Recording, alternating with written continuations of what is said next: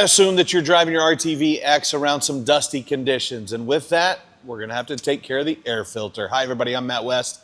I know nothing about what we're doing today, but this guy does. Taylor, our friend from Kubota. Taylor, what are we looking at? So we are gonna be looking at the engine air filter today. We wanna make sure we're staying on top of this service because the engine air filter is the first line of defense for air on this machine. Okay, you know what I'm about to ask. Go for it. Where do we start? All right, so let's start. Let's get this hood open and let's take a look at our filter house. I can help you with this. All this is right. something that I've actually learned. Right on, look at that. Okay, so when we got the hood up, we've got our air filter right here on the passenger side of our RTVX. Okay. The very first thing before we even pop the cover off, there is a little rubber valve down here at the bottom, and that's what we call an evacuator valve or dust valve. What does that do? So this is I said first line of defense before, I'm gonna say it again. First line of defense of the actual air box. So any free debris before they get to the filter, larger debris, will actually collect down here at the base. And all you have to do is squeeze this evacuator valve and it will empty those debris out for us. Very cool.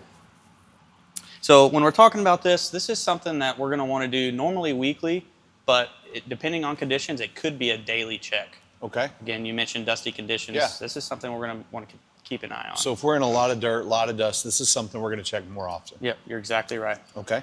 So let's go ahead and get this cover popped off and we'll take a look at the filter and I'll kind of talk through what we're looking for with a filter. Okay. In terms of determining how clean they are. Everything is so easy. Wasn't that pretty so easy? So accessible, yeah. Yeah, yep. So this is our outer engine air filter element here. This one does look pretty clean. Couple quick checks that we can do to see how much dust buildup or dirt buildup. If we're not seeing any on the filter, we can just give it a couple light taps. Okay. Making sure not to damage the element. Only tap on the rubber end down there. I don't see any dirt coming out of there, Matt. So basically you're just using the eye test, maybe the light test. Yep. That's sufficient? See, you mentioned light test, so that was gonna be my next step. So we did the tap test, we did the visual test. So now I'm gonna hold this up and see how much light penetration we have through the filter going at 360 degrees. It doesn't look too bad, Matt. You look like you're looking at a kaleidoscope. It kind of seems that way.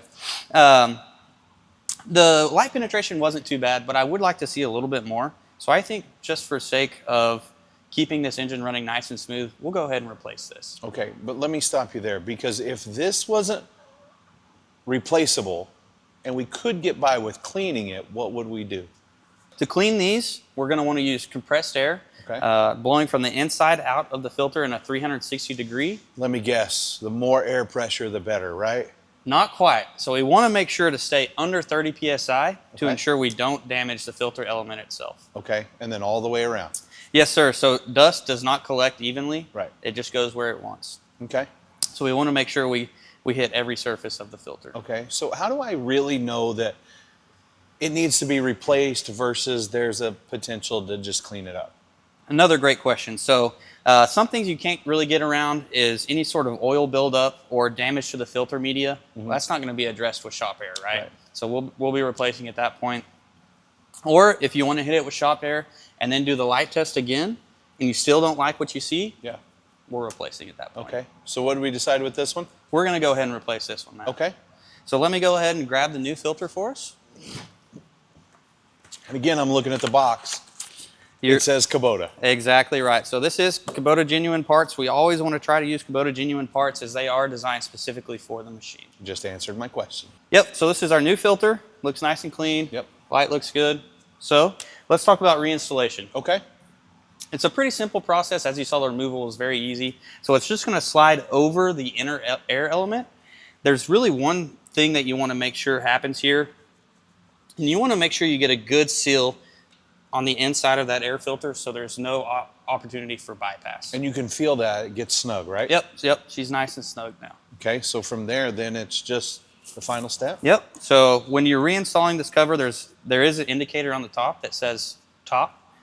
Basically, you just always want to make sure your evacuator valve is pointed downwards. Easy enough. Easy top enough. Means top. Top means top. Even I can understand that. That's it. That's all she wrote. We're ready to put this down. Yeah, we close the hood. And when you do simple things like that, you're going to continue to have a better running, longer lasting piece of equipment, right? You're exactly right, Matt. And if you have any questions and you don't have a Taylor accessible, make sure you stop by your local Kubota dealer to find out more.